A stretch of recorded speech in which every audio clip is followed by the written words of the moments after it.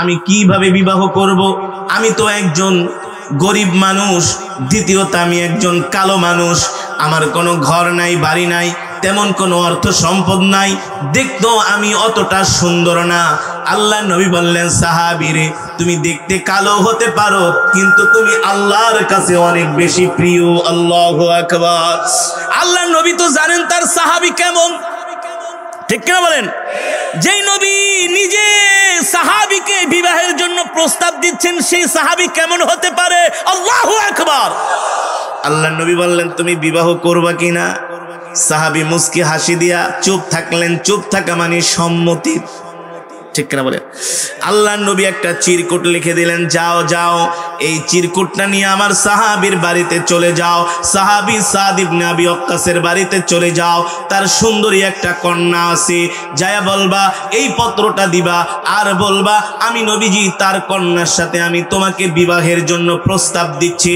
এই কথা শোনার পরে সাহাবী সাদ রাদিয়াল্লাহু তাআলা আনহু দৌড়ায়া চলে গেলেন সাহাবীর বাড়িতে। যখন যায়া দরজায় নক করলেন, ইফতাহিল বাব, দরজা খোলেন, দরজা খুলে দেওয়া হলো। দেখলেন ঘরের দরজার সামনে একজন কালো যুবক দাঁড়ায় আছে। সাহাবী জিজ্ঞেস করলেন, মান আনতা, তুমি কে? বলল, আমার নাম সাদ। আমার নাম সাদ। কেন এসেছো? তার হাতে যে চিরকুটটা ছিল, এই চিরকুটটা তিনি ওই সাহাবীর হাতে দিলেন। তিনি দেখলেন ওই চিঠির মধ্যে আল্লাহর নবী প্রথমত সালাম দিয়েছেন, দ্বিতীয়ত লিখেছেন, আমি আল্লাহর নবী মুহাম্মদ সাল্লাল্লাহু আলাইহি সাল্লাম বলতেছি, এ সাহাবী, তোমার কন্যাকে তুমি আমার এই সাহাবীর সাথে বিয়ে দিবা। যখন এই পত্রটা পড়লেন আর সাহাবীর চোখের দিকে তাকালেন, চেহারার দিকে তাকালেন, দেখলেন ছেলেটা এত গরিব, এত গরিব, এত নিঃস্ব, দেখতেও এত সুন্দর না।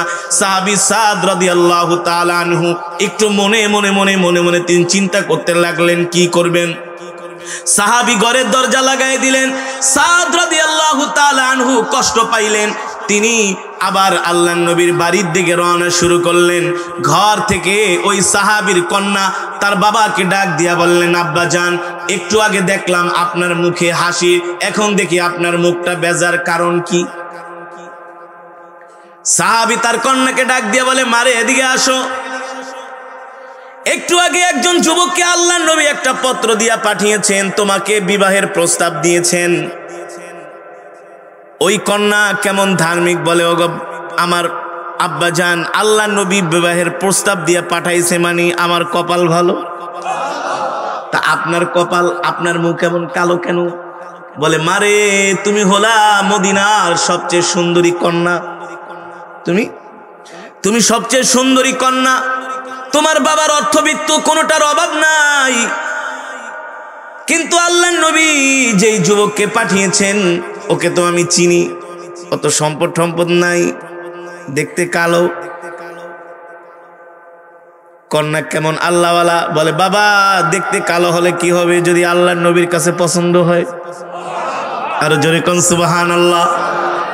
সাহাবী সাদ রাদিয়াল্লাহু তাআলা আনহু রাগ কইরা কষ্ট পায়া নবীর বাড়ির দিকে হাঁটা শুরু করছেন। ওইদিকে কন্যা বলতেছেন, আব্বা জান, ফিরায় দিয়েন না, ফিরায় দিয়েন না।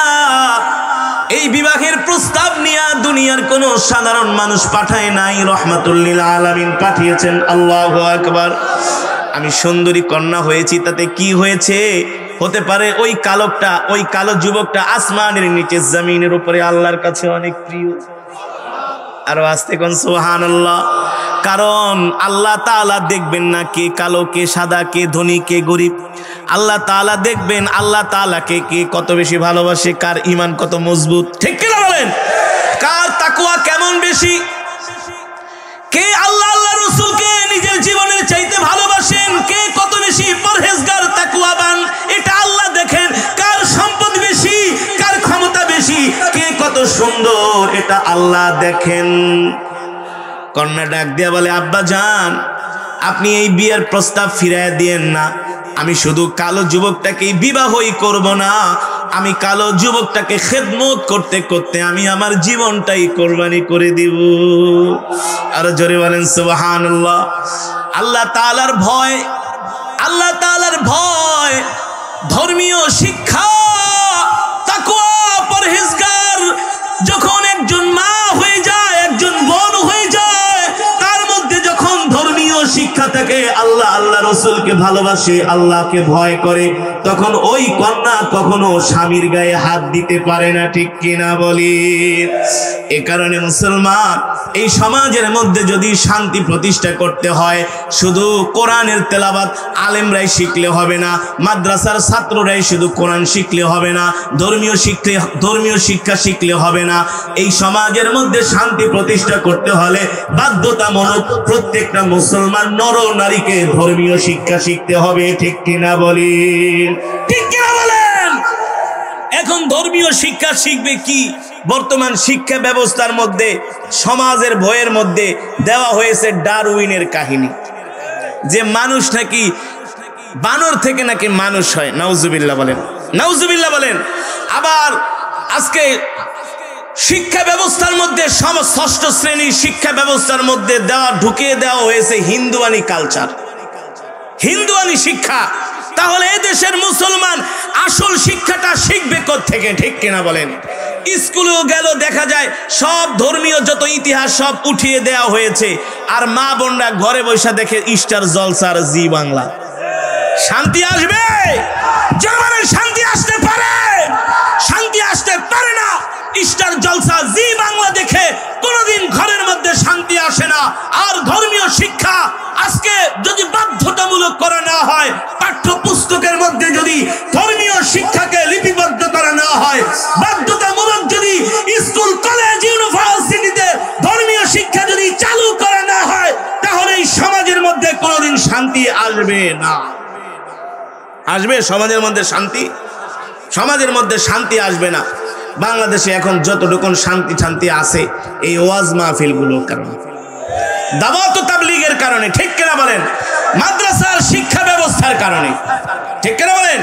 আজকে আমাদের সমাজের ম্যাক্সিমাম যুব সমাজ আজকে নেশাগ্রস্ত হয়ে যাচ্ছে, আজকে তারা ড্রাগ অ্যাডিক্টেড হয়ে যাচ্ছে, আজকে তারা নষ্ট হয়ে যাচ্ছে, অশ্লীল সিনেমা পর্নোগ্রাফি দেখে তাদের চরিত্র নষ্ট হয়ে যাচ্ছে।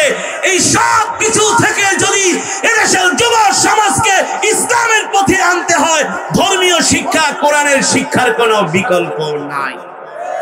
জোরে বলেন, আছে? কোরআনের শিক্ষার কোনো বিকল্প নাই। এই কারণেই মুসলমান, আল্লাহ তাআলা আমার নবীকে কোরআন দিয়ে মক্কার জমিনে পাঠালেন, আর বললেন, ইয়া আইয়ুহার রাসূল বাল্লিগ মা উনজিলা ইলাইকা মির রাব্বিক ওয়া ইল্লাম তাফআল ফামা বাল্লাগতা রিসালাতা ওয়াল্লাহু ইয়াসিমুকা মিনান নাস। ও নবী, আমি আল্লাহ আপনার উপর যে কোরআন নাজিল করেছি, এই কোরআন দিয়ে আপনি মানুষদেরকে দাওয়াত দেন, এই কোরআন দিয়ে আপনি মানুষদেরকে বুঝান, এই কোরআনের দাওয়াত আপনি ঘরে ঘরে পৌঁছে দেন, মানুষের কানে কানে পৌঁছে দেন।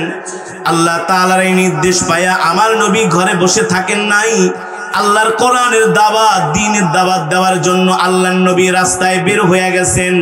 ও মুসলমান, এই কোরআনের দাওয়াত দেওয়ার কারণে, এই কোরআনের কথা বলার কারণে মক্কার কাফেররা আমার নবীর উপরে অকাথ্য নির্যাতন করেছে, জুলুম করেছে, অত্যাচার করেছে। কিন্তু যতই নির্যাতন জুলুম করুক না কেন, আল্লাহর নবী আল্লাহর কোরআনের শিক্ষা থেকে, আল্লাহর কোরআনের দাওয়াত থেকে এক চুল পরিমাণ দূরে সরে যায় নাই, ঠিক কিনা বলেন? দূরে সরে গিয়েছে। আল্লাহর নবী এক চুল পরিমাণ আল্লাহর কোরআনের শিক্ষা, আল্লাহর কোরআনের দাওয়াত থেকে দূরে সরে যায় নাই।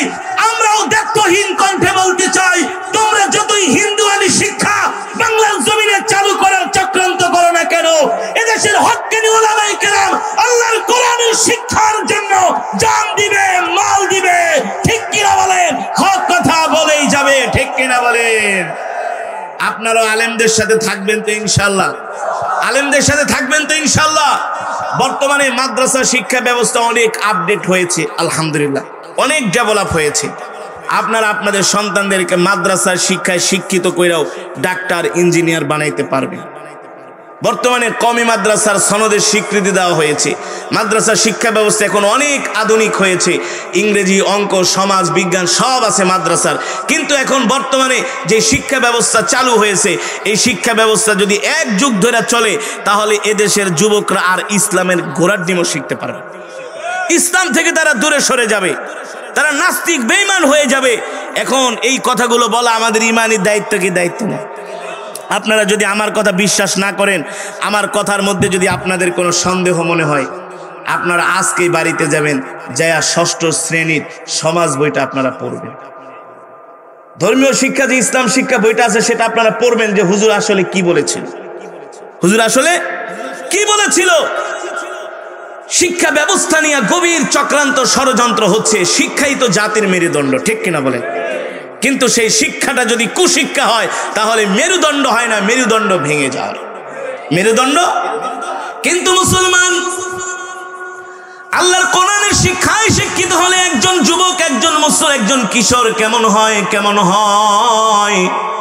আমরা যারা মাদ্রাসায় পড়েছি ছোটবেলায়, আমরা যখন মাদ্রাসায় পড়তাম, আমরা আমাদের ওস্তাদদের এত সম্মান করতাম, এত শ্রদ্ধা করতাম। কেমন সম্মান করতাম? ওস্তাদ যখন ভাত খেত, ওস্তাদের খাবারগুলো রেডি করে দিতাম।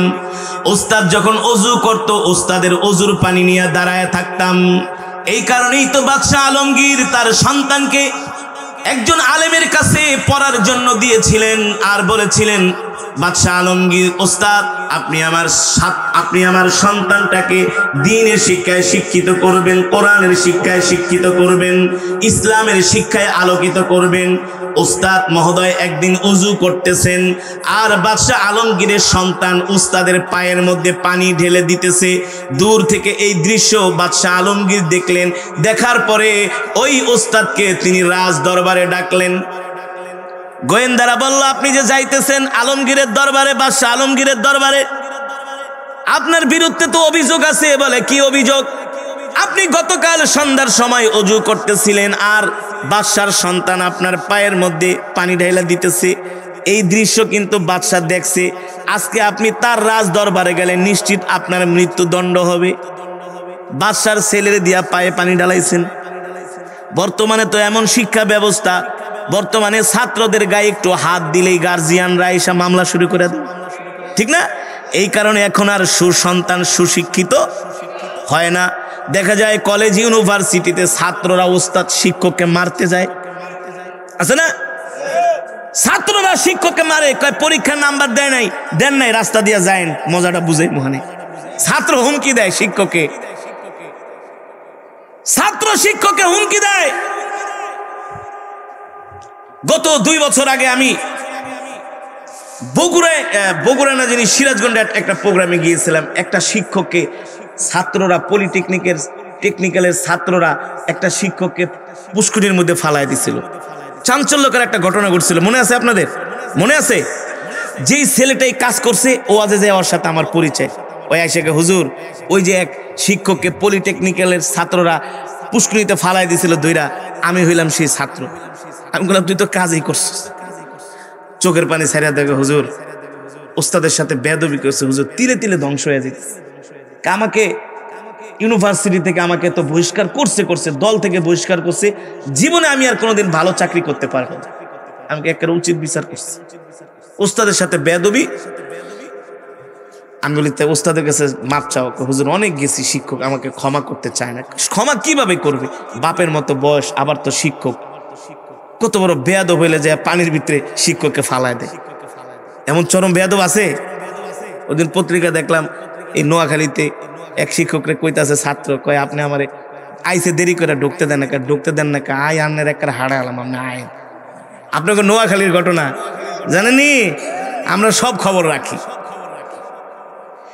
ছাত্রদের সাথে ওস্তাদের সাথে ছাত্ররাই বেয়াদবি করার কারণ হলো তাদের মাঝে ধর্মের শিক্ষা নাই, ঠিক কিনা বলেন? যারা ওস্তাদকে সম্মান করতে জানে না, ওরা যদি কোনো চাকরিতে যায় চেয়ারে বসে, সেই জায়গায় তাসকিমের মতো দুর্নীতি করবে, হাজার হাজার কোটি টাকা মারবে, ঠিক কিনা বলেন? কিন্তু যদি ধর্মীয় শিক্ষা থাকে, আল্লাহর ভয় থাকে, দুনিয়ার কোনো মানুষকে ভয় না করলেও ভয় করবে কাকে? জানেন কাকে? বাদশাহ আলমগীর ওস্তাদকে ডাকলেন, আপনি আসবেন সন্ধ্যার সময় রাজ দরবারে, আপনার সাথে আমার কথা আছে। গোয়েন্দারা বলল, মিয়া মা বাবা স্ত্রীর কাছ থেকে বিদায় নিয়ে যাও। বাদশার পায়ের মধ্যে, বাদশার ছেলেকে দিয়ে তোমার পায়ে পানি ঢেলেছ, এটা বাদশা দেখেছে। এবার সে তো শিক্ষক, আরে বাদশার ছেলেকে দিয়া পায়ে পানি ঢালাইছে, তাতে কি হয়েছে? আমি তো তার শিক্ষক, ঠিক কিনা বলেন? ছাত্রের উপরে শিক্ষকের অনেক হক আছে, আছে কি আছে না? আরে আমি তো তার শিক্ষক, দেখি বাদশা যা করে করবে, কারণ এই শিক্ষক তো আর কলেজ ইউনিভার্সিটির শিক্ষক না, সে তো একজন হাফেজ আলেম, বুঝলেন নাই? যে বাদশার সামনে আমি সত্য কথাটাই বলবো, আপনার সন্তান হয়েছে তাতে কি হয়েছে, সে তো আমার ছাত্র। এবার তো সে অনেক সাহস নিয়ে বাদশার দরবারে গেলেন। বাদশা আলমগীর রহমতুল্লাহি আলাইহি উস্তাদকে ডাক দিয়া বলেন, উস্তাদ, আপনার কাছে আমি আমার সন্তানটাকে তো পড়ালেখা শিখাইতে দিয়েছি, যাতে আপনি আমার সন্তানটাকে মানুষ বানান। শিক্ষক বলে যে হাপনা, আমি তো আপনার সন্তানকে কোরআন হাদিসে শিখাইতেছি, দিন শিখাইতেছি, আমি তো তাকে ভালো মানুষ বানানোর চেষ্টা করতেছি। বাদশা বলেন, না, আপনি আমার সন্তানকে ভালো মানুষ বানাইতেছেন না, অমানুষ বানাইতেছেন। বাদশা বলতেছে, আমার ছেলেকে আপনি অমানুষ বানাচ্ছেন, আপনি আমার ছেলেকে কোনো আদব কায়দা শিখাচ্ছেন না। উস্তাদ অবাক হয়ে গেলেন, বলে কি বাদশা জাহাপনা, আপনার সন্তান কি প্রতিদিন আপনাকে বাড়িতে এসে সালাম দেয় না? বলে দেয়। বলে আমি তো শিখাই দিই যে বাড়িতে যে আগে কি করবা। আগে যখন ছোটবেলায় আমরা মক্তবে পড়তাম, হুজুররা আমাদেরকে ছুটি দেওয়ার আগে কি শিখাইতো? আগে ঘরে ঢোকার সাথে দরজায় দাঁড়ায় মা বাবাকে আগে কি করবা? আসসালামু আলাইকুম না? আর এখন সন্তান বাপে সালাম দিব তো দূরের কথা, দরজার উপরে খাড়া রয়েছেন, কে সরেন না, কা আদব কায়দা নাই, ঠিক কিনা বলেন? এর কারণ হলো ধর্মীয় শিক্ষা নাই। মা বাবারে ধমক দেয়, বকা দেয়, গালি দেয়, তুচ্ছ-তাচ্ছিল্য ব্যবহার করে। কারণ কি? কারণ কি? কোরআনের শিক্ষা নাই, ঠিক কিনা বলেন? যদি কোরআনের শিক্ষা থাকতো, আল্লাহর ভয়ে বলতো উফি ওয়ালা তানহারহুমা ওয়া কুল্লাহুমা কওলান কারীমা। মা বাবার সাথে এমনও কথা বলা যাবে না যাতে মা বাবা উফ শব্দ করে, ঠিক কিনা বলেন? আমরা তো আমাদের মা বাবার সাথে কথা বলার সময় বিনয়তার সাথে, ভদ্রতার সাথে, আদব কায়দার সাথে কথা বলি, কারণ জানি যদি মা বাবার সাথে বেয়াদবি করি তাহলে আল্লাহ কিন্তু ছাড়বে না। বাদশা আলমগীর বলেন, ওস্তাদ, আমি তো আমার সন্তানকে দিয়েছি আপনার কাছে আদব কায়দা শিখানোর জন্য। এবার ওস্তাদ বলে, কেন আপনার সন্তানকে আপনাকে বাড়িতে এসে সালাম দেয় না? বলে দেয়। আপনাদের খেদমত করে না? বলে করে। তাহলে আমি আপনার সন্তানকে কেন কিভাবে আদব কায়দা শিখাইলাম না? বলে শুধু আমাদের খেদমত করলে হবে না, আপনারও খেদমত করতে হবে। কেমন ছিলেন বাদশা? বলে কি হয়েছে জাহাপনা? বলে আমি গতকালকে আপনার ঘরের পাশে গেলাম, আপনি আমার সন্তানকে দিয়া অজুর পানি ঢালাইতেছেন, আমার সন্তান আপনার পায়ের মধ্যে অজুর পানি ঢালতেছে। কেন আমার সন্তান আপনার পায়ে অজুর পানি ঢালবে কেন? মনে করছে বাদশা তার উপরে খেপে গেছে। বাদশা প্রশ্নবোধক কথা বললেন, আপনি কেন আমার সন্তানকে দিয়া পায়ের মধ্যে অজুর পানি ঢালাইতেছেন? শুধু অজুর পানি ঢালাইতেছেন? উস্তাদ তো ভয় পেয়ে গেল, জাহাপনা আমি তো অন্যায় করেছি। বলে না না, আপনি অন্যায় করেন নাই, আমার সন্তান অন্যায় করেছে। শুধু আমার সন্তান আপনার পায়ের মধ্যে অজুর পানি ঢালবে না, আমার সন্তানকে যদি দেখতাম তার হাত দিয়া তার উস্তাদের পা গুলো মুড়িয়ে দিচ্ছেন, ধুয়ে দিচ্ছেন, তাহলে আমি সবচেয়ে বেশি খুশি হতাম। আল্লাহু আকবার, জানেন আল্লাহু আকবার। এই কারণেই তো উস্তাদ সেখানে বৈশা বললেন, সেখানে বৈশা উস্তাদ বাদশা আলমগীরের জন্য দোয়া করলেন আর বললেন, আজ থেকে চির উন্নত হলো শিক্ষা গুরুর শির। সত্যি আপনি মহান উদার বাদশা আলমগীর, ঠিক কিনা বলেন? মুসলমান, যেই বাদশা এত সুন্দর কথা বললেন, তিনি কে ছিলেন? তিনি ছিলেন একজন আলেম, তিনি ছিলেন একজন বুজুর্গ। তিনি ওই জামানার সমস্ত আলেমদেরকে দিয়া একটা ফতুয়ার কিতাব লিখেছিলেন, তার নাম হলো ফতুয়ায়ে। এখন তো যারা রাষ্ট্র পরিচালনা করে ওরা তো জীবনে এক তো ঠিক মতো নামাজ পড়ে না, কথা কথা মিছা কথা কয়। তাইলে শান্তি আসবে কোত্থেকে? ভালো কথা বলবে কোত্থেকে? আজকে রক্ষকই তো ভক্ষক, ঠিক কিনা বলেন? হক কথা বললেই তো বললো, হুজুর এতক্ষণ যাও ওয়াজ করছেন, খুব ভালো লাগছে, কেরাত পড়ছেন, খুব ভালো লাগছে, কিন্তু এখন আবার এই কথা কন কেন? মানে হক কথা বললেই সমস্যা, ঠিক কিনা বলেন? কিন্তু মুসলমান, হক কথা যদি ওলামায়ে কেরাম না বলে, হাসরের ময়দানে ওলামায়ে কেরামের জিহ্বা টেনে ছিঁড়ে ফেলা হবে, ঠিক কিনা বলেন? তাহলে আজকে আমার বয়ানের মূল বিষয় হলো, এই দেশে যদি শান্তি প্রতিষ্ঠা করতে হয়, দুনিয়াবি জাগতিক শিক্ষা দিয়া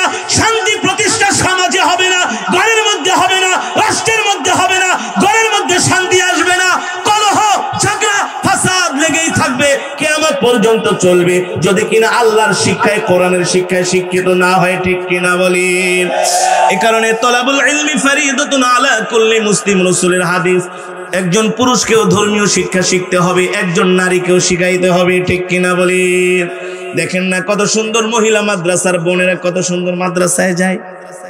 হ্যাঁ, কই তাদেরকে তো কোনো যুবকরা উত্তক্ত করে না, করে? কিন্তু দেখা যায় ইউনিভার্সিটির বোনেরা যখন ইউনিভার্সিটিতে যায় তাদের পিছনে অনেকগুলো কুত্তা ঘোরে। কি করে? কুত্তা ঘোরে, বিড়াল ঘোরে। বিড়াল বললে বিড়ালের অসম্মান হবে, কুত্তা। যারা মেয়েদেরকে উত্তক্ত করে, বিরক্ত করে, ইপটিচিং করে, ঠিক না? ওটি হলো কুত্তার স্বভাব। যাই হোক, মা বোনদেরও উচিত ধর্মীয় আল্লাহর বিধান মাইনা পর্দা কইরা চলা। যেমন মহিলা মাদ্রাসার বোনদের উত্তক্ত করে না, কিসের কারণে? পর্দার কারণে। আপনারাও যদি ধর্মীয় শিক্ষায় শিক্ষিত হন, আল্লাহকে ভয় করেন, আপনারাও পর্দা মাইনা চলবেন, আল্লাহর বিধান মেনে চলবেন, ঠিক কিনা বলেন?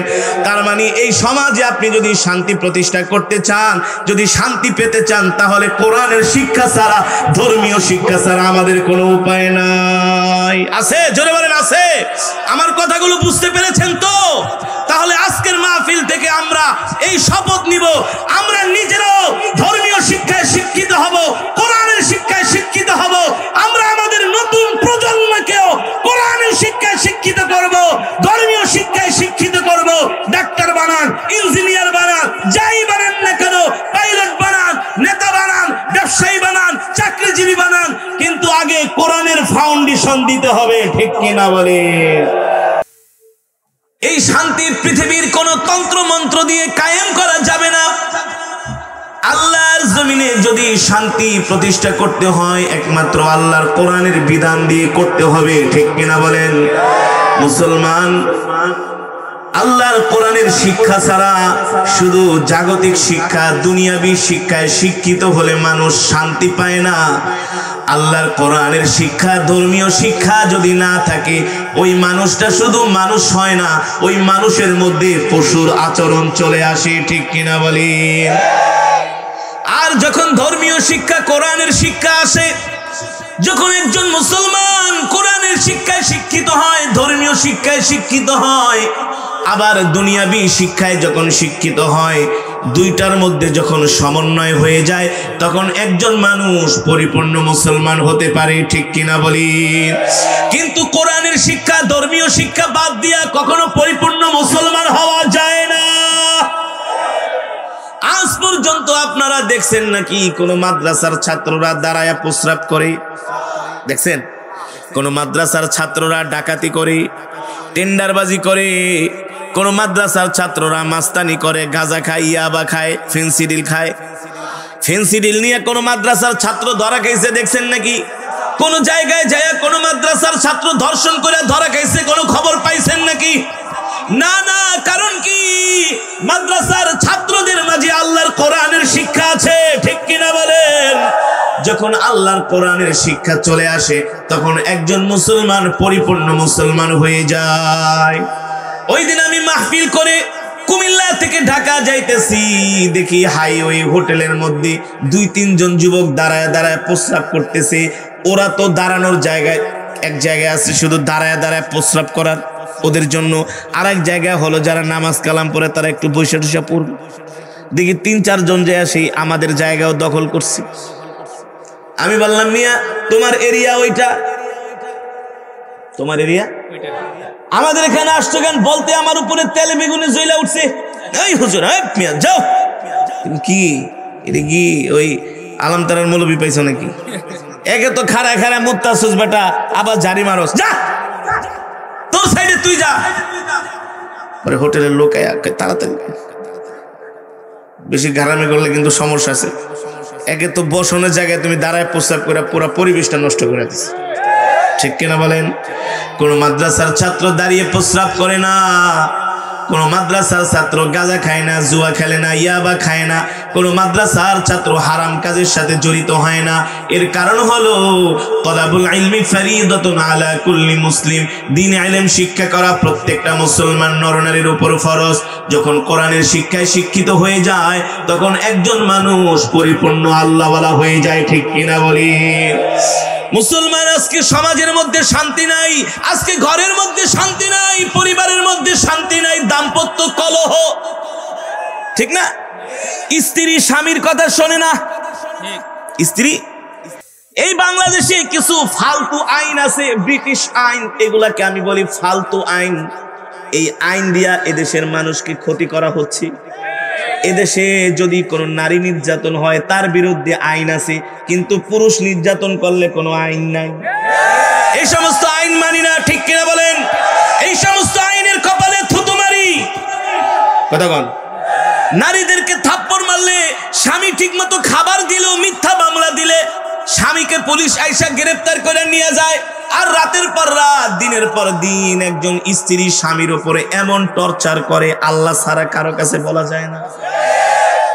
মামলা করতে গেল মামলা নেয় না, ঠিক কিনা বলেন?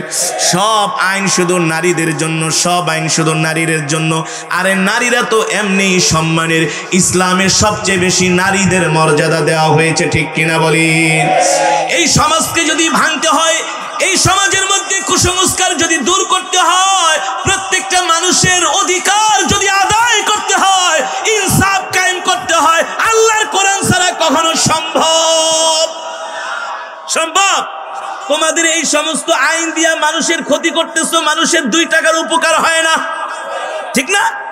জুতা চোর বেটা জুতা চুরি কইরা এমন মার খায়, মার খাইতে খাইতে তার হাড্ডি গুড্ডি ভাঙ্গা ফেলায়। আর ওয়াসার এমডি বেশি না, মাত্র আমেরিকায় 14টা বাড়ি, কয়েক হাজার কোটি টাকা ওয়াসার থেকে দুর্নীতি করে কামাইছি। পারলে ওই চোরের বাচ্চা চোরের ধরো, পিটায় আর হাড্ডি গুড্ডি হকি স্টিক দিয়া ভাঙ্গা দাও। এটা তো পারবে না। বাইতুল মুকাররমে একটা চোর 3 দিন ধরে ভাত খায় না, ক্ষুধার যন্ত্রণায় জুতা চুরি করছে, তারে ধইরা ইচ্ছা মতো মারো। পারলে ওই সমস্ত বড় বড় দুর্নীতিবাজ চোর গুলাকে ধইরা জুতার মালা পরা রাজধানী দিয়া ঘুরাও, ঠিক কিনা বলেন? এমন চোর বাংলাদেশে হাজার হাজার আছে, আছে কি আছে না?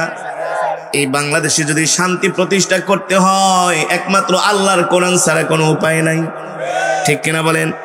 এখন আপনাদেরকে আমি একটা ইন্টারেস্টিং ঘটনা শোনাবো, ভেরি ইন্টারেস্টিং। বলবো বলবো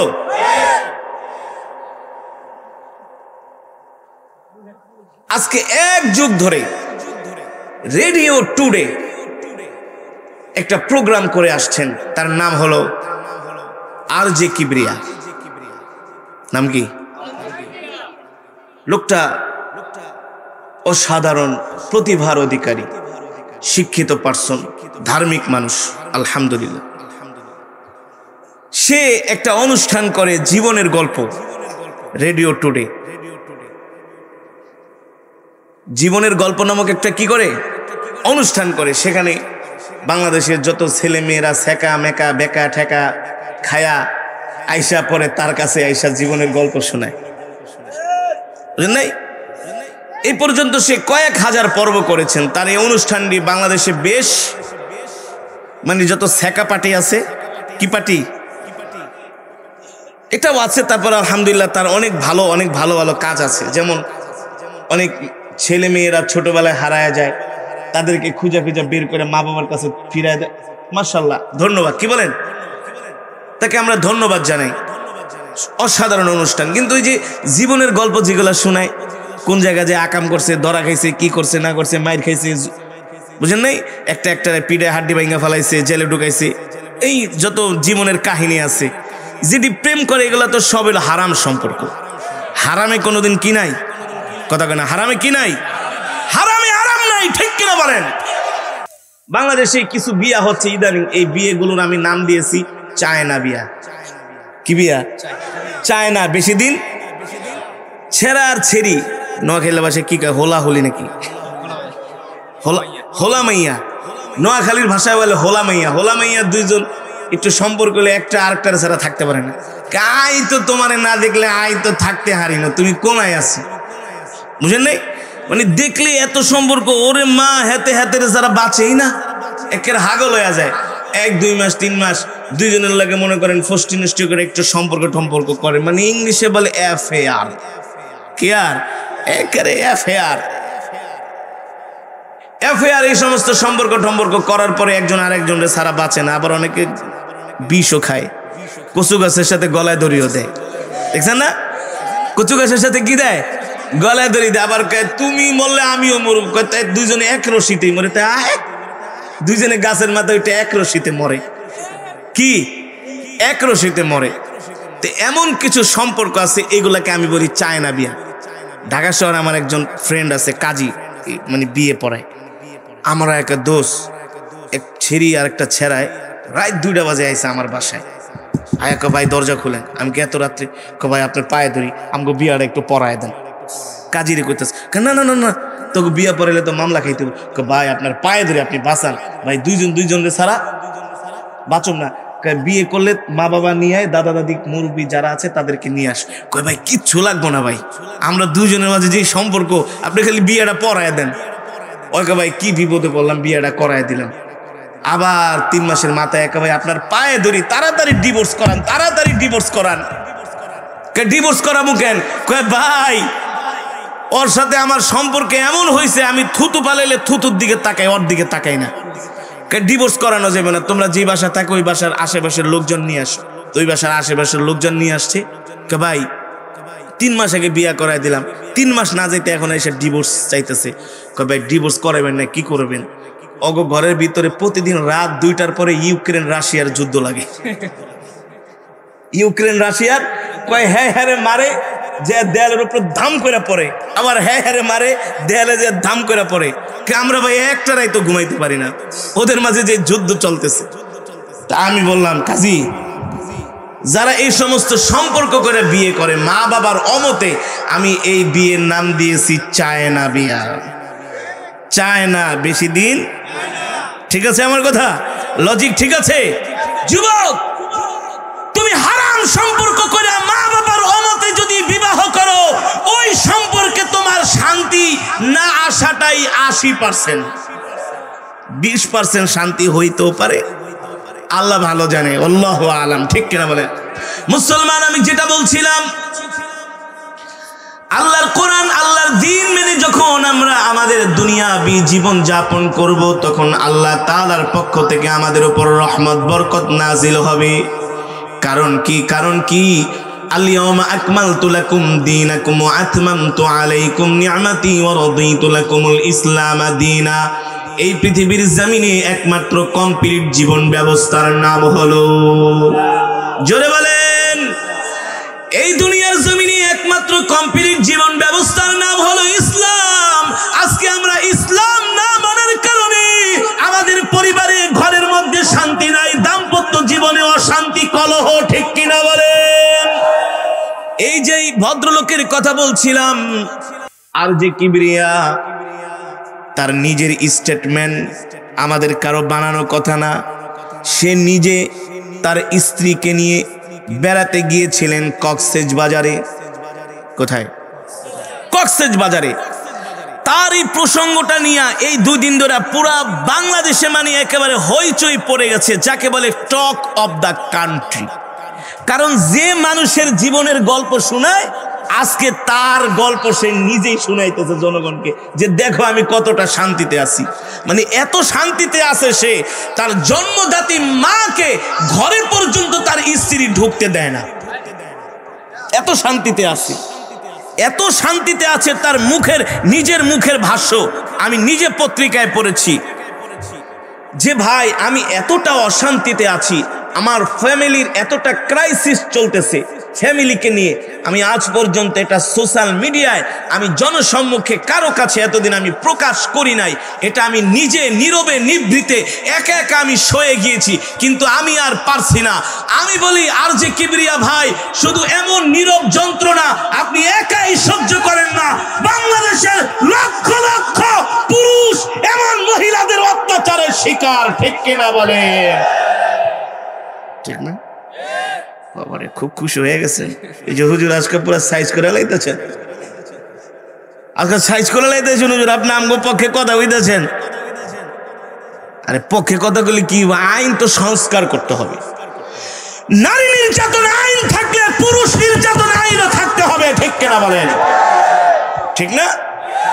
এই আর যে কিবরিয়া তার স্ত্রীকে নিয়ে কক্সবাজারে গেলেন, পারিবারিক ঝগড়া লাগতেই পারে, স্বামী স্ত্রীর মধ্যে ঝগড়া বিবাদ লাগতেই পারে। তার নিজের কথা, তার স্ত্রী নাকি তাকে নিজে মেরেছে। স্ত্রী স্বামীকে কি করছে? যে স্ত্রী স্বামীর গায়ে হাত দেয় ওটাকে স্ত্রী? হ্যাঁ, ওটা তো স্ত্রী না, ওটা হলো দাজ্জাল। ঠিক কিনা বলেন? ওটা স্ত্রী হওয়ার যোগ্যতা রাখে না। স্বামীকে এত সম্মান করতে হবে, এত শ্রদ্ধা করতে হবে, এত ভালোবাসতে হবে। আল্লাহ রসুলের নির্দেশ। ঠিক কিনা বলেন? আল্লাহ রসুলের নির্দেশ, একজন স্ত্রী তার স্বামীকে যদি বেজার রাখে সারাটা রাত ফেরেশতারা তাকে লানত দিতে থাকে। ঠিক কিনা বলেন? আর সে স্বামীর গায়ে হাত দিছে। স্বামীর গায়ে হাত শুধু আরজি কিবরিয়ার একার গায়ে দেয় না, কত পুরুষ রাইতে বেলা স্ত্রীর মাইর খায় আর বালিশ ভিজায়। কয় হায় রে, কি কপালটা, কি পোড়া পড়ছে। কারণ হ্যাঁ রে, এক নজর দিকে পাগল হয়ে গেছে গা। নামাজ পড়ে না, না পড়ে, দিন আছে না, না আছে, কোরআন শরীফ তেলাওয়াত শিখছে না, ধর্মীয় কোনো শিক্ষা আছে না, না আছে। ওই যে একটু রং চং মাইখা, বুঝেন নাই, লিপস্টিক লাগায় সামনে আইছে, পাগল হয়ে গেছে। আর তোমার স্যার আমি বাঁচবো। অথচ আল্লাহর নবী কি বলেছেন?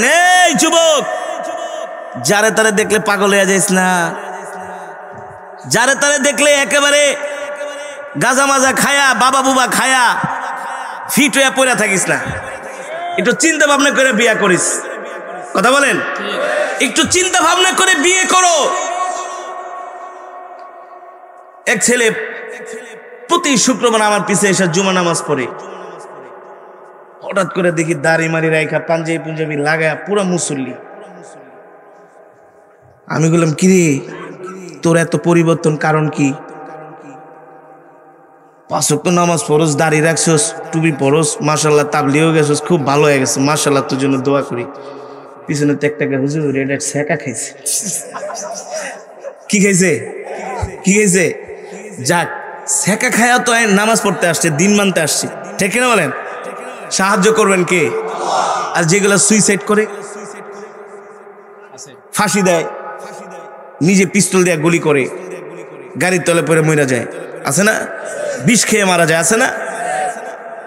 তা আমি জিজ্ঞেস করলাম, এদিকে আসো, তোমার কাহিনী তো আমি শুনে ফেলাইছি। হুজুর 3টা মাস ধরে এত কষ্টে আছি, গাজা মাজা কোনো কিছু বাদ দিনে সব খাইছে, শান্তি পাই না।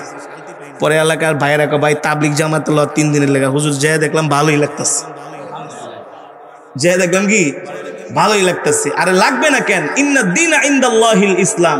শান্তি একমাত্র কিসের মধ্যে? কিসের মধ্যে? ইসলামের মধ্যে।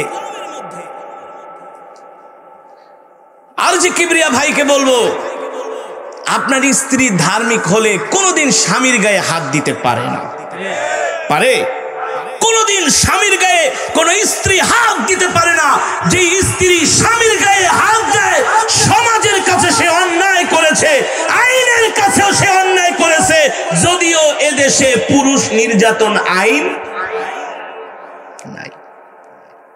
পুরুষ নির্যাতন আইন থাকলে স্ত্রীকে এখনই গ্রেফতার করে ইনভেস্টিগেশন করতে হচ্ছে, কেন স্বামীর গায়ে হাত দিলা। একজন স্ত্রী স্বামীর গায়ে হাত কিভাবে দেয়? যে স্বামী স্ত্রী পরিবার পরিজনের জন্য কত কষ্ট করে, সকাল 6টায় বের হয়, রাত 12টায় আসে, ঠিক না? ভালো একটা খাবার পর্যন্ত হোটেলে খায় না, ভালো একটা বাজার করে আয় না, পরিবার পরিজনকে নিয়ে খায়। স্ত্রী সন্তানরা চাওয়ার সাথে সাথে যতটুকুন সাধ্য তাদের জন্য সবকিছু খরচ করে, ঠিক না? এই এত কষ্ট করে একজন স্বামী স্ত্রীর জন্য, ওই স্ত্রী কিভাবে স্বামীর গায়ে হাত দেয়? এটার মধ্যে মানবতা নাই, ঠিক কিনা বলো? ভদ্রতা নাই। কিন্তু মুসলমান, আজকে আমরা কোরআনের শিক্ষায় শিক্ষিত না হওয়ার কারণে, ধর্মীয় শিক্ষায় শিক্ষিত না হওয়ার কারণে, ধর্মীয় শিক্ষা আমাদের মাঝে না থাকার কারণে, কোরআনের শিক্ষা আমাদের মাঝে না থাকার কারণে এই সমস্যাগুলো প্রতিনিয়ত আমাদেরকে সম্মুখীন হতে হচ্ছে, ঠিক কিনা বলেন? আমি যে কথাগুলো বললাম বাস্তবতার সাথে মিল আছে কি আছে না? জোরে বলেন, আছে কি আছে না? বর্তমানে আরেকটা সমস্যা হলো অ্যান্ড্রয়েড ফোন। যেই ঘরের মধ্যে স্ত্রীর কাছে অ্যান্ড্রয়েড ফোন থাকে, ওই ঘরের স্বামী তুমি 70% নিশ্চিত থাকো যে তোমার স্ত্রী অন্য কারোর সাথে কথা বলে। ঠিক কিনা বলেন? এই অ্যান্ড্রয়েড ফোনগুলো বর্তমানে এখন মহামারী আকার ধারণ করছে। করোনার চাইতে আরো বড় ভাইরাস হচ্ছে। ঠিক কিনা বলেন? এই অ্যান্ড্রয়েড সেটের কারণে স্বামী বাহিরে গেলে স্ত্রী অন্য পরপুরুষের সাথে কথা বলে। ঠিক কিনা বলেন? মুসলমান অথচ আল্লাহর নবীর সাহাবীরা কেমন ছিলেন? আল্লাহর পয়গম্বরের সাহাবীরা কেমন ছিলেন? তুমি সুন্দরী মেয়ে দেখা তোমার এত গর্ব, এত অহংকার। আল্লাহর পয়গম্বরের সাহাবী তারা কেমন ছিলেন? সাহাবিয়ারা তারা কেমন ছিলেন? আল্লাহ রসুলের একজন প্রিয় সাহাবী ছিলেন, তার নাম হলো সাদ। নাম কি? সাদ রাদিয়াল্লাহু তাআলা আনহু। দেখতে এত সুন্দর না, কালো কুচরি, ঠোঁট দুটো মোটা মোটা, দেখতে অত সুন্দর না। কিন্তু চেহারা সুন্দর না হলে কি হবে? আল্লাহ তাআলা তার মধ্যে এত তাকওয়া দিয়েছেন, এত তাকওয়া দিয়েছেন। সাদ রাদিয়াল্লাহু তাআলা আনহু আল্লাহর রাসূলকে নিজের জীবনের চাইতে ভালোবাসে। আল্লাহু আকবার, জোরে বলেন আল্লাহু আকবার। সাদ রাদিয়াল্লাহু তাআলা আনহু আল্লাহর নবীর দরবারে সব সময় পড়ে থাকেন। নবী তো রাহমাতুল লিল আলামিন, ওয়া মা আরসালনাকা ইল্লা রাহমাতাল লিল আলামিন। পয়গম্বরের দরবারে সব সময় রাসূলের সাহাবী সাদ রাদিয়াল্লাহু তাআলা আনহু পড়ে থাকেন। বয়স হয়ে গেছে সাহাবীর। আল্লাহর নবী তো এমন পয়গম্বর, সবার দিকে আল্লাহর নবী খেয়াল রাখতেন। আল্লাহু আকবার। আমার নবী তো এমন দয়ার নবী, মায়ার নবী, রাহমাতুল লিল আলামিন। সবার দিকে আল্লাহর নবী খেয়াল রাখতেন, সবার দিকে আল্লাহর নবীর নজর থাকতো। আল্লাহু আকবার। কেমন নজর? আল্লাহর নবী ঈদগাহে যাইতেছেন, একটা বাচ্চা কান্না করতেছে, সেটাও নবী দেখে। সুবহানাল্লাহ। সেটাও নবী দেখে। একটা বাচ্চা ছোট একটা লাল পাখি পালে। কি পালে? কি পাখি পালে? নবীজি সেটাও বাচ্চাকে ডাক দেখে, এই কেমন আছো? আলহামদুলিল্লাহ। তোমার পাখিটা কেমন আছে? বাচ্চাটা কান্না করে, আপনি রাহমাতুল লিল আলামিন, আমি একটা ছোট বাচ্চা, লাল পাখিটার খবরও আপনি রাখেন। আল্লাহু আকবার। কি চমৎকার নবী আমার নবী। ঠিক কিনা বলেন? সেই নবীর আদর্শ যদি আমরা গ্রহণ করতাম, আমাদের দেশের মধ্যে, সমাজের মধ্যে অশান্তি থাকতো। সেই নবীর হাদিস যদি আমরা মানতাম, সেই নবীর সুন্নাত যদি আমরা মানতাম, আমাদের সমাজের মধ্যে, দেশের মধ্যে অশান্তি থাকতো না। ঠিক কিনা বলেন? আজকে যুবকরা বিয়ে করতে গেলে শুধু সাদা চামড়া খোঁজে। কি চামড়া? বিয়ের কথা কইলে একটা সুন্দরী মেয়ে লাগবে। কি মেয়ে লাগবে? আমি ঢাকা শহরের একটা মসজিদে জুমা নামাজ পড়াইতাম, তারাবির নামাজ, রহিম মেটাল মসজিদ। নাম শুনছেন? তেজগাঁও, নাবিস্কো, নাখালপাড়া, অনেক নোয়াখালীর লোক থাকে ওই এলাকায়। বিশাল মসজিদ। 10 বছর নামাজ পড়াইছি। তো ওই মসজিদে একটা ভিক্ষুক আছে, অন্ধ, প্রতিদিন মসজিদে ভিক্ষা করে।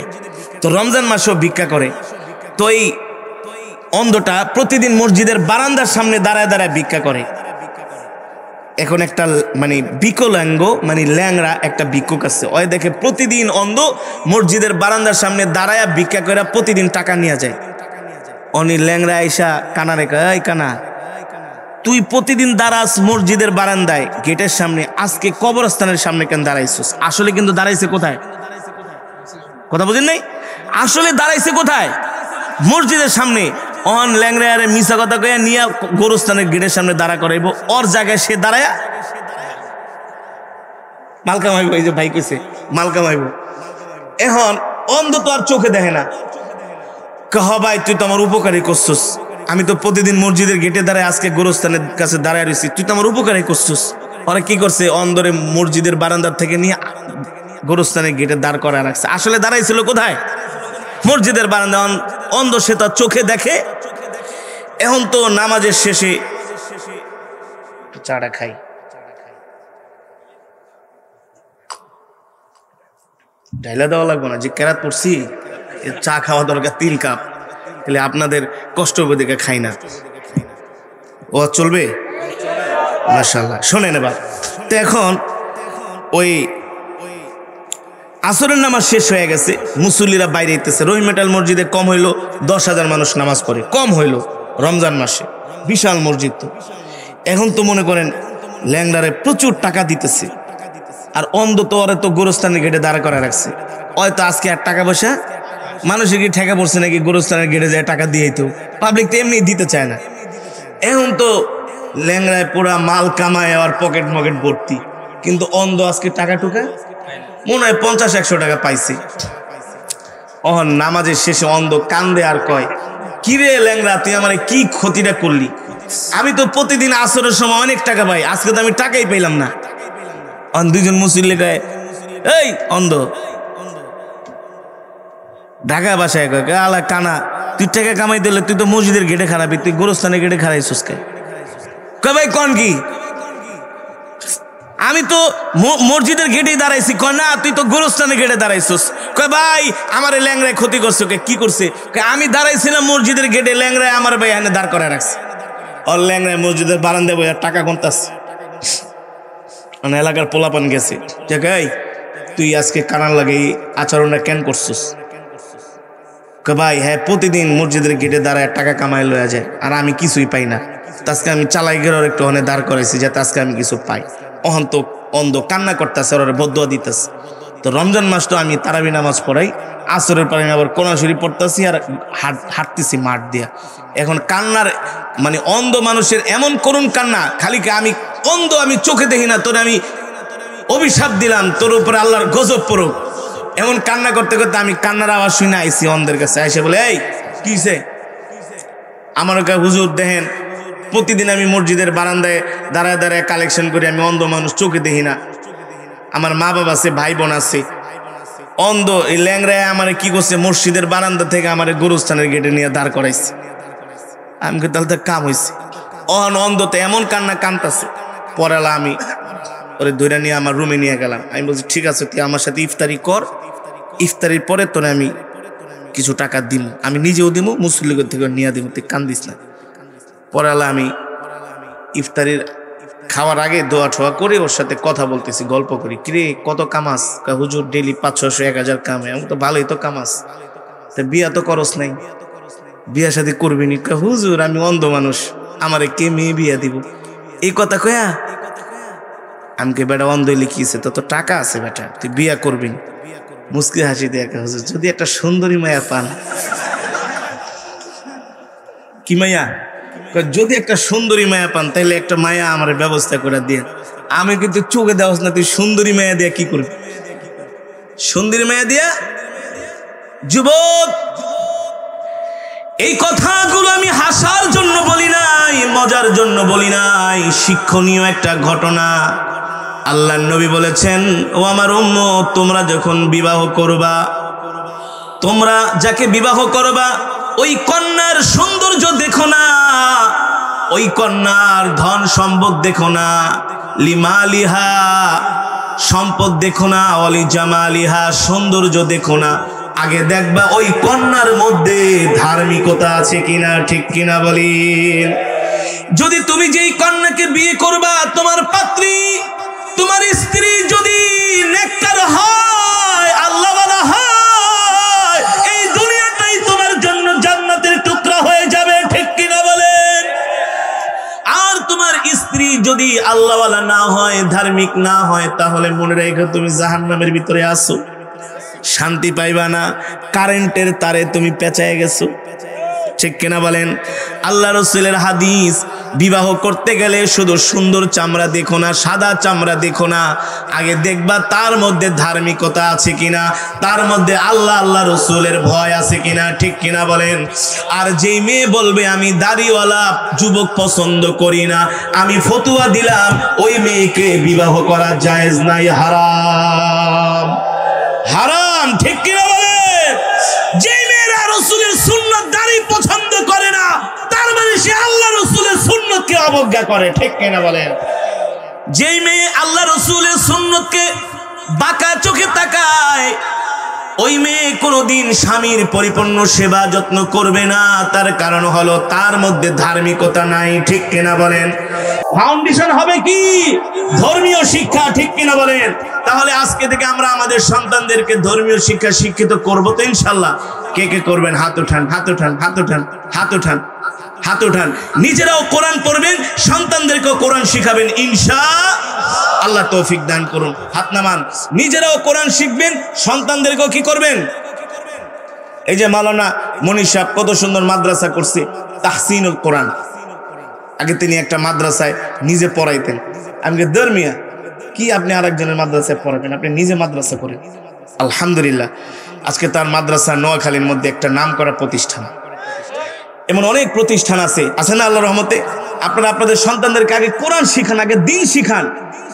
কত বড় বড় ডাক্তার, ইঞ্জিনিয়ার, পাইলট, ব্যবসায়ী, কত বড় বড় সমাজের শিক্ষিত পার্সন আয়েশা বলে, হুজুর ছোটবেলা থেকে আমরা মা বাবার কাছে শিখেছি, ধর্মীয় শিক্ষা শিখছি যে আলেমদের সম্মান করতে হবে, মসজিদে যায় নামাজ পড়তে হবে। হুজুর ছোটবেলা আমাদের বাবা আমাদেরকে ধরে ধরে মসজিদে নিয়ে গেছেন, মাদ্রাসায় মক্তবে নিয়ে গেছেন, কোরআন শিখাইছেন। আজও পর্যন্ত বাবার এই শিক্ষা ভুলি নাই। ঠিক কিনা বলেন? যদি সন্তানের থেকে সত্যিকার অর্থে ভালো আচরণ পাইতে চান, ধর্মীয় শিক্ষাটা দিতেই হবে, আদব কায়দা শিখাতে হবে। ঠিক কিনা বলেন? ছোটবেলা থেকেই তাদেরকে ধর্মীয় শিক্ষায় শিক্ষিত করেন, তাদেরকে ধর্মীয় ভাব গাম্ভীর্যে বড় করেন। আপনার সন্তান কোনোদিন আপনার সাথে বেয়াদবি করবে না ইনশাআল্লাহ। আমার কথা কি কষ্ট পেয়েছেন? রাগ করছেন? আমি কিন্তু জেনারেল শিক্ষার বিরুদ্ধে কোনোদিনই না। কেন বিরুদ্ধে হবে? ইংরেজি শিক্ষার বিরুদ্ধে কেন হবে? আমি তো সারা পৃথিবী ঘুরি। আমি তো ঢাকা এয়ারপোর্ট পার হইলে, ইমিগ্রেশনটা পার হইলে আর বাংলা চলে না। বাংলা চলে? আমি যদি মালয়েশিয়া যাই, আমার ভাত দে, চা দে, আমার টাকা দে, আমি কোন দিক দিয়ে কুয়ালালামপুর যামু, খুব এটা একটা পাগল। ঠিক কিনা বলেন? ইমিগ্রেশন পার হওয়া মানে বাংলা অচল, ইংলিশ। ঠিক কিনা বলেন? তাহলে ইংরেজি তো শিখতে হবে, ইংরেজি শিখতে হবে, অবশ্যই শিখতে হবে। কিন্তু ইংরেজির আগে ধর্মীয় শিক্ষাটা শিখতে হবে। ধর্মীয় শিক্ষা হলো মৌলিক শিক্ষা, 1 নম্বরে। ঠিক কিনা বলেন? ছোটবেলার থেকে আপনি ফাউন্ডেশন, একটা বিল্ডিং বানাইলে যেমন আগে পাইলিং করেন, পাইলিং করলে বিল্ডিং মজবুত হয়। বেস দিলে বিল্ডিং কি হয়? ফাউন্ডেশন যত শক্ত, বিল্ডিংও তত। আপনার সন্তানকে ছোটবেলা থেকে যত ধর্মীয় শিক্ষা শিক্ষিত করবেন, তত আপনার সন্তান ডাক্তার, ইঞ্জিনিয়ার হইলে, বড় শিক্ষিত হলে সে কখনো আর নাস্তিক হবে না। ঠিক কিনা বলেন? বিচারপতি হলেও মিছা কথা বলবে না। ঠিক কিনা বলেন? এ কারণে ধর্মীয় শিক্ষার দরকার আছে কি আছে না? আমরা নিজেরাও ধর্মীয় শিক্ষায় শিক্ষিত হব, কোরআনের শিক্ষায় শিক্ষিত হব, সন্তানদেরকে আমরা কোরআনের শিক্ষায় শিক্ষিত করব। আল্লাহ তাআলা আমাদের সকলকে কবুল করুন। তাহলে আজকের মাহফিল থেকে আপনারা ওয়াদা করেছেন নিজেরা কোরআন শিখবেন, সন্তানদেরকে কোরআন শিখাবেন ইনশাআল্লাহ। ঘরের ভিতরে যায় মা বোনদেরকে কোরআন শিক্ষার জন্য তাদেরকে তালিম দিবেন, তাদেরকে কোরআন শিখার জন্য তাদেরকে আহ্বান জানাবেন, তাদেরকে দাওয়াত দিবেন, যত রকম ফ্যাসিলিটি আছে তাদেরকে দিবেন। কারণ ঘরের মধ্যে যদি কোরআনের তেলাওয়াত চালু হয়ে যায়, ওই ঘরের মধ্যে স্টার জলসা জি বাংলা আর চলতে পারে না। আর যখন স্টার জলসা জি বাংলা যেই ঘরের মধ্যে চলবে, যেই ঘরের মধ্যে শুধু স্টার জলসা জি বাংলা দেখবে, ওই ঘরে কোনোদিনই শান্তি আসবে না। এ কারণে মা বোনদেরকে ধর্মীয় শিক্ষায় শিক্ষিত করতে হবে। ঠিক কিনা বলেন? তাদেরকে পর্দা করার জন্য বলতে হবে, তাদেরকে দিন মানার জন্য বলতে হবে, যে আল্লাহর বিধান মানার জন্য তাদেরকে বারবার অনুরোধ করতে হবে, যেভাবে দরকার সেভাবে তাদেরকে বোঝাতে হবে। আল্লাহ তাআলা আমাদের সকলকে কোরআনের শিক্ষায়, ধর্মীয় শিক্ষায় শিক্ষিত হওয়ার তৌফিক দান করুন। নিজেরাও ধর্মীয় শিক্ষায় শিক্ষিত হব, সন্তানদেরকেও ধর্মীয় শিক্ষায় শিক্ষিত করব। এই সমাজ, এই রাষ্ট্রের মধ্যে তাহলে শান্তি আসবে। অন্য কোনো তন্ত্র মন্ত্র দিয়া, অন্য কোনো থিওরি দিয়া এই পৃথিবীর জমিনে শান্তি আনা সম্ভব না। এই পৃথিবীর জমিনে একমাত্র আল্লাহর কোরআনের শিক্ষা আর মুহাম্মদুর রাসূলুল্লাহ সাল্লাল্লাহু আলাইহি ওয়াসাল্লামের আদর্শই পারে এই গুণে দ্বারা সমাজকে পরিবর্তন করতে। ঠিক কিনা বলেন? আল্লাহ তাআলা আমাদের সকলকে প্রিয় নবীর আদর্শ, আল্লাহর দ্বীনের শিক্ষায়, কোরআনের শিক্ষায় আল্লাহ তাআলা আমাদের সকলকে শিক্ষিত হওয়ার তৌফিক দান করুন। আল্লাহ তাআলা আমাদের সকলকে আল্লাহর প্রিয় বান্দা হিসাবে কবুল করুন। যারা আজকের এই চমৎকার মাহফিলের আয়োজন করেছেন,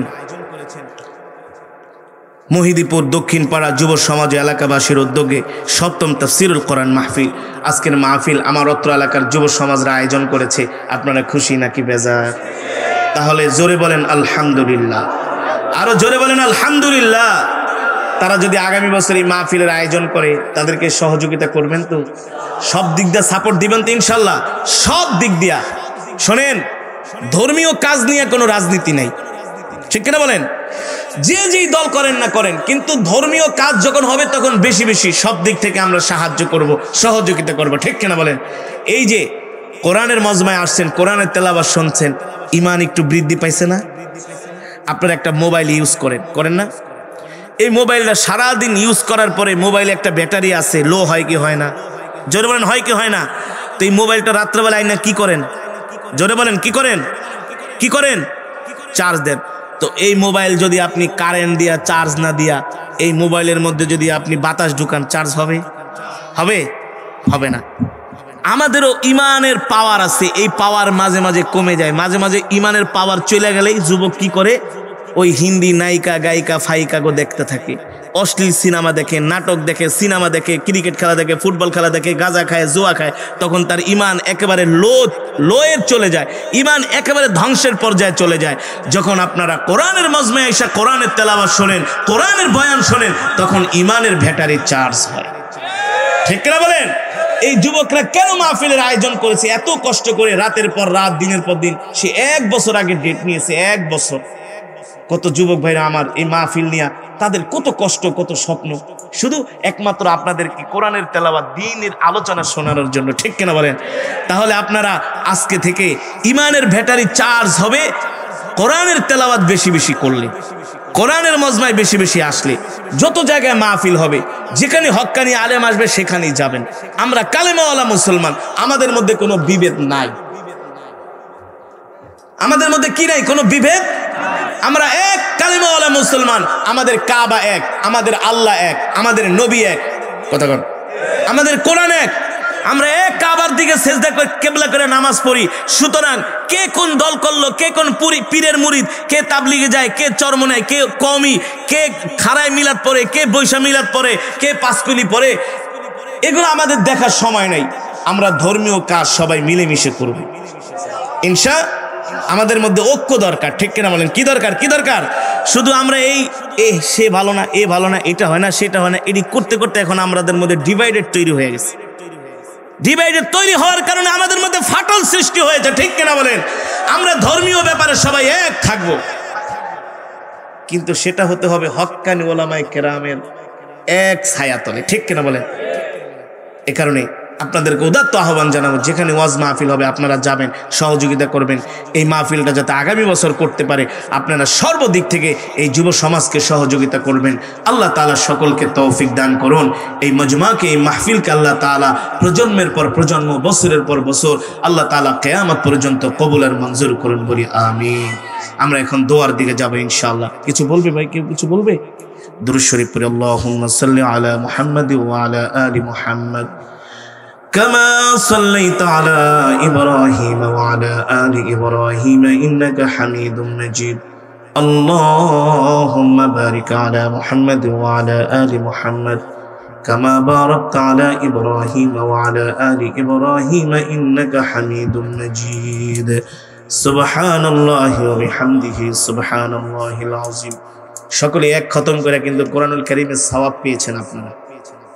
নিজের যত দুঃখ কষ্ট আছে সব কার কাছে বলবেন? না মাজারে যায় করবেন? পীরের পায়ে সেজদা দিয়া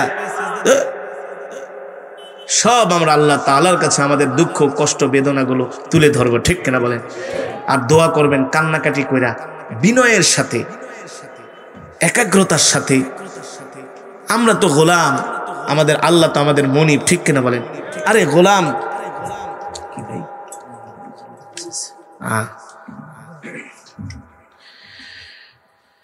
ভাই, এক ভাই না বোন, এক ভাই দোয়া চেয়েছেন। যে উদ্দেশ্যে তিনি দোয়া চেয়েছেন আল্লাহ তাআলা তার সকল উদ্দেশ্যকে পুরা করুন। স্টক করেছে, একজন স্টক করেছে, আমরা তার জন্য দোয়া করব। আল্লাহ সুবহানাহু ওয়া তাআলা তাকে পরিপূর্ণ শিফা দান করুন। আপনাদের কোনো অসুস্থতা, কোনো দুঃখ আসেনি? আছে না? কার কাছে বলবেন? আল্লাহর কাছে বলবেন। আস্তাগফিরুল্লাহাল্লাযী লা ইলাহা ইল্লা হুয়াল হাইয়ুল কাইয়্যুম ওয়া আতুবু ইলাইহি লা হাওলা ওয়া লা কুওয়াতা ইল্লা বিল্লাহিল আলিয়্যিল আযীম। আল্লাহুম্মা আমিন। আলহামদুলিল্লাহি রাব্বিল আলামিন ওয়াসসালাতু ওয়াসসালামু আলা সাইয়্যিদিল আমবিয়াই ওয়াল মুরসালিন ওয়া আলা আলিহি ওয়া সাহবিহি আজমাইন। ربنا ظلمنا أنفسنا وإن لم تغفر لنا وترحمنا لنكونن من الخاسرين ربنا آتنا في الدنيا حسنة وفي الآخرة حسنة وقنا عذاب النار يا أول الأولين يا آخر الآخرين يا ذا القوة المتين يا راحم المساكين يا أرحم الراحمين يا أرحم الراحمين يا أرحم الراحمين يا علي يا عظيم يا حليم يا كريم মাবুদ মাওলা গো, আরশের মালিক, সারা পৃথিবীর মালিক, জমিনের মালিক, একচ্ছত্র ক্ষমতার মালিক আল্লাহ। আমরা নাফরমান, আপনি রহমান। এই মালিক, গুনার বোঝা মাথায় নিয়ে এই গভীর রজনীতে আসামির মতো দুইখানা হাত উঠিয়েছি আল্লাহ।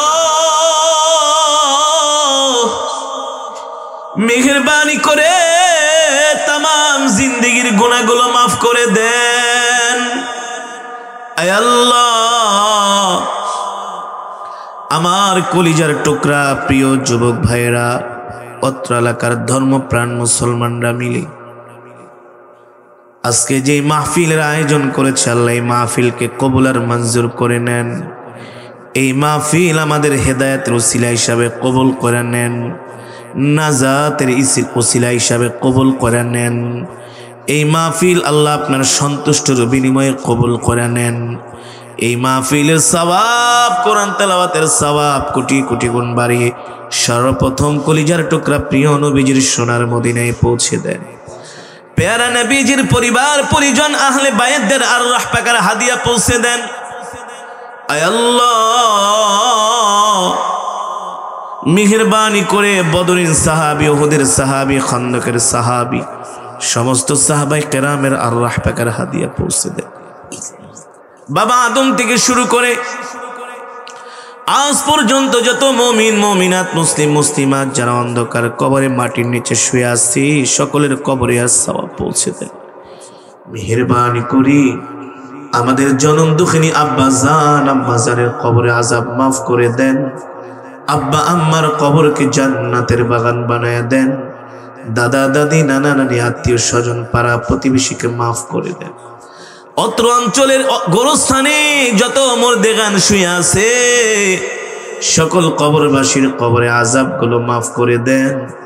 সকল কবরবাসীর কবরগুলোকে জান্নাতের বাগান বানায় দেন আয় আল্লাহ। মেহেরবানি করে আল্লাহ, যে যে উদ্দেশ্য নিয়ে আপনার দরবারে হাত উঠাইছি, সকলের মনের নেক আশাগুলো পূর্ণ করে দেন আয় আল্লাহ। যারা এত সুন্দর মাহফিল আয়োজন করলো, আমার প্রত্যেকটা যুবক ভাইকে আল্লাহ আপনি দ্বীনের জন্য কবুল করে নেন, ইসলামের জন্য কবুল করে নেন আল্লাহ। প্রত্যেকটা যুবকের জন্য আপনি হালাল রিজিকের ফয়সালা করে দেন, সুন্দর চাকরির ব্যবস্থা করে দেন, ব্যবসার ব্যবস্থা করে দেন আল্লাহ। যারা বিদেশ যাবে সহজ করে দেন, যারা পড়াশোনা করে জিহান যাকাত বাড়ায় দেন। এই মাহফিলে যারা 1 টাকা থেকে 1000 টাকা দান করেছেন, সকলের দানকে কবুল করে নেন। এই মাহফিলকে আল্লাহ কিয়ামত পর্যন্ত কবুল করে নেন আল্লাহ। মেহেরবানি করে মালিক, আমরা যে আলোচনা করলাম আল্লাহ, দ্বীনের শিক্ষায় যেন শিক্ষিত হতে পারি, ধর্মীয় শিক্ষায় শিক্ষিত হতে পারি। আল্লাহ তৌফিক দিয়ে দেন। সমাজের প্রত্যেকটা মানুষকে আল্লাহ আপনি ধর্মীয় শিক্ষায় শিক্ষিত হওয়ার তৌফিক দেন। আপনার ভয় সকলের অন্তরের মধ্যে পয়দা করে দেন। আমাদের দেশের মধ্যে, সমাজে, রাষ্ট্রের মধ্যে আল্লাহ শান্তির ব্যবস্থা করে দেন। মেহেরবানি করে আল্লাহ আপনার বান্দারা যে যে উদ্দেশ্য নিয়ে আপনার দরবারে হাত উঠিয়েছে, সকলের মনের ন্যাক আশাগুলো পূর্ণ করে দেন। আল্লাহ কে কে দুঃখ নিয়ে আপনার দরবারে হাত উঠিয়েছে, আপনি তো অন্তর্যামী, সকলের মনের খবর জানেন। সকলের মনের ন্যাক আশাগুলো পূর্ণ করে দেন, সকলের মনের দুঃখগুলো দূর করে দেন। আল্লাহ সকলের মনের ন্যাক আশাগুলো আল্লাহ আপনি কবুল করে নেন। আল্লাহ যারা ঋণগ্রস্ত, ঋণ পরিশোধ করার তৌফিক দিয়া দেন। যারা অসুস্থ, পরিপূর্ণ সুস্থতা দান করে দেন। আল্লাহ এক ভাই দোয়া চেয়েছেন, যেই উদ্দেশ্যে দোয়া চেয়েছেন আল্লাহ আপনি সকল উদ্দেশ্যকে পূরণ করে দেন। আল্লাহ এক ভাই অসুস্থ, স্ট্রোক করেছেন, আল্লাহ আপনি তাকে পরিপূর্ণ শিফা দান করে দেন। আমাদের মধ্য থেকে অনেকে অসুস্থ, আল্লাহ আপনি সকলকে সুস্থতা দান করে দেন। আল্লাহ আপনার পেয়ারা বান্দারা এই গভীর রজনীতে অনেক দূর দূরান্ত থেকে কোরআনের মজমায় আসছে, একজনকেও খালি হাতে ফিরায় দিয়ে না। জীবনের সব গুনাহগুলো এখনই মাফ করে দেন। জাহান্নামের আগুন হারাম করে দেন। একটা জান্নাতুল ফেরদাউস আমাদের জন্য বরাদ্দ করে দেন। আল্লাহ আমাদের সাথে অনেক মা বোনেরা হাত উঠাইছে, মা বোনদেরকে মাফ করে দেন। মা বোনদের মধ্য থেকে যারা অসুস্থ, সুস্থতা দান করে দেন। মা বোনদের মনের নেক আশাগুলো পূর্ণ করে দেন। আয় আল্লাহ দুনিয়ার জীবনটা আমাদের জন্য কল্যাণময় করেন, দুনিয়ার জীবনটা আমাদের জন্য সহজ করে দেন। আমাদের গুনার কারণে, নাফরমানির কারণে আল্লাহ আমাদেরকে কষ্ট দিয়েন না। দুনিয়ার জীবনের যত কল্যাণ আছে, দুনিয়ার যত কল্যাণ আছে আমাদেরকে দান করেন। আর বিনা হিসাবে আল্লাহ হাসরের ময়দানে জান্নাতের ফয়সালা করে দিন। আল্লাহ এই দোয়ার শেষে আপনার কাছে দরখাস্ত করি মালিক, বারবার মক্কা মদিনার জন্য কবুল করে নেন। আল্লাহ আপনার কাছে দরখাস্ত, এই দুনিয়া ছেড়ে একদিন চলে যেতে হবে। কেউ থাকতে পারে না, আমরাও থাকতে পারবো না গো আল্লাহ। মৃত্যু তো দিবেন, এই মৃত্যুটা দ্বীনের জন্য জিহাদের ময়দানে দিন। আল্লাহ বাইতুল্লাহ শরীফে মৃত্যু দিয়েন, মদিনাতুল মুনাওয়ারা নবীজির রওজার পাশে মৃত্যু দিয়েন, রমজান মাসে রোজা অবস্থায় জুমা বারের দিনে মৃত্যু দিয়েন, কোরআন তেলাওয়াত অবস্থায় মৃত্যু দিয়েন, সিজদা অবস্থায় মৃত্যু দিয়েন। নাফরমান বেঈমান বানায়া কবরে ডাক দিয়েন না। আল্লাহ আপনি আমাদের হায়াতের মধ্যে বরকত দেন, লম্বা হায়াত দেন, ইলমে নাফে, রিজকে ওয়াসি, আমলে সালেহ, নেক হায়াতে তয়্যিবা দান করে দেন। আল্লাহ আপনি আমাদের এমন হেদায়েত দেন, এমন কইরা কাছে টেনে নেন, আপনার রহমতের কলি টেনে নেন। গুনাহ দেখলে যেন আল্লাহ ভয় লাগে, গুনাহ দেখলে যেন ঘৃণা আসে, হারাম কোন বস্তু দেখলে যেন ঘৃণা আসে, এমন ঈমান আমাদেরকে দিয়া দেন, এমন ভাবে আল্লাহ আমাদের হেদায়েত দিয়া দেন। আল্লাহুম্মা জাআল কলবি নূরা, আল্লাহ আপনার নূর দ্বারা আমাদের কলবগুলোকে পরিপূর্ণ করে দেন। ওয়াজআল বাসারি নূরা, আল্লাহ আপনার নূর দ্বারা আমাদের চোখগুলোকে ভরপুর করে দেন। আল্লাহ আপনার নূর দ্বারা আমাদের শরীরটাকে ভরপুর করে দেন। আল্লাহ আপনার নূর দ্বারা আমাদের প্রত্যেকটা অঙ্গকে আল্লাহ পরিপূর্ণ করে দেন। আল্লাহ আমাদেরকে আপনার গোলাম হিসাবে কবুল করে নেন।